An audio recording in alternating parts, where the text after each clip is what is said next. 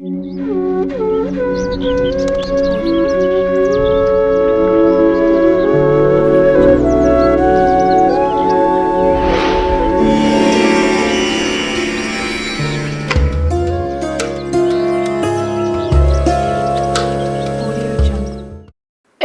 సమయాల్లో భోజనం చేయకపోవడం వల్ల శరీరంలో చక్కెర, కొలెస్ట్రాల్ స్థాయిల్లో అనియంత్రిత మార్పులు వస్తాయి. చక్కెర, కొలెస్ట్రాల్ కు సంబంధించిన సమస్యలను ఇప్పటికే చాలా మంది ఎదుర్కొంటున్నారు.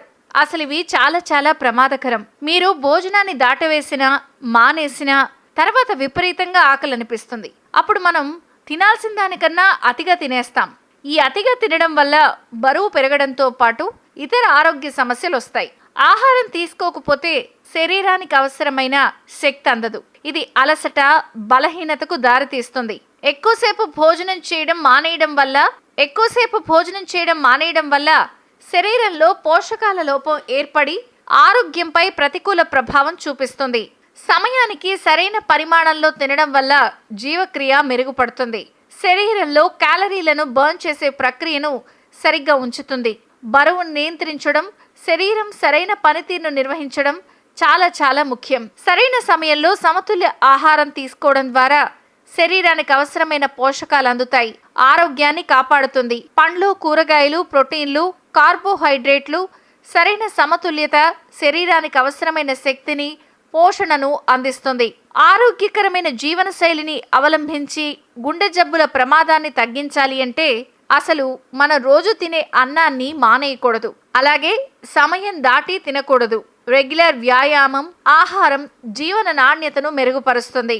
అయితే చాలా మంది అన్నం తింటే బరువు పెరుగుతారు, డయాబెటిస్ సమస్య వస్తుందనే భయంతో ఈ మధ్య కాలంలో అన్నం మానేస్తున్నారు. అయితే అన్నాన్ని పూర్తిగా మానేయడం ఎప్పుడు మంచిది కాదు.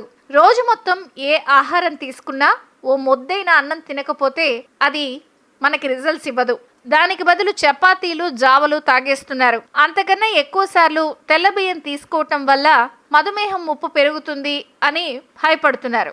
అయితే అన్నాన్ని పూర్తిగా మానేయడం ఎప్పుడు మంచిది కాదు. మన శరీరం చాలా సంవత్సరాల పాటు అలవాటైన ఆహారం తినడం మానేస్తే మన శరీరంపై ప్రభావం పడుతుంది.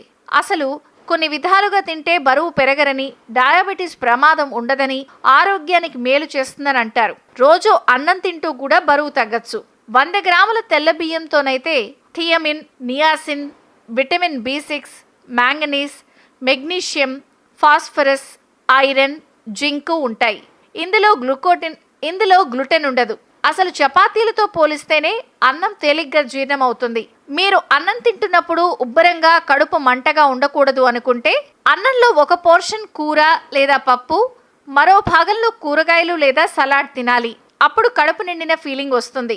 బియ్యంతో కిచిడీ చేసుకుని తింటే మంచిది. పప్పు, కూరగాయలు కలిసినప్పుడు 9 ముఖ్యమైన అమైనో యాసిడ్స్ ఉన్న ఫుల్ ప్రోటీన్ భోజనం అందుతుంది. అందుకే రోజు ఒక్కసారైనా సరే పప్పన్నం తినాలి.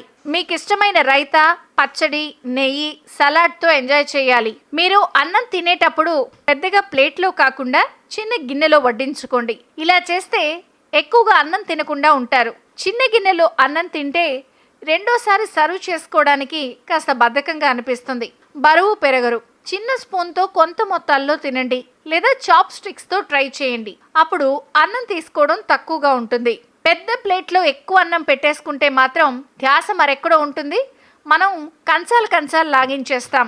కాబట్టి అన్నం తింటే బరువు పెరిగిపోతారు, మానేస్తే తగ్గిపోతారు అన్నది అపోహ. మనం తీసుకునే విధానంలో ఉంటుంది.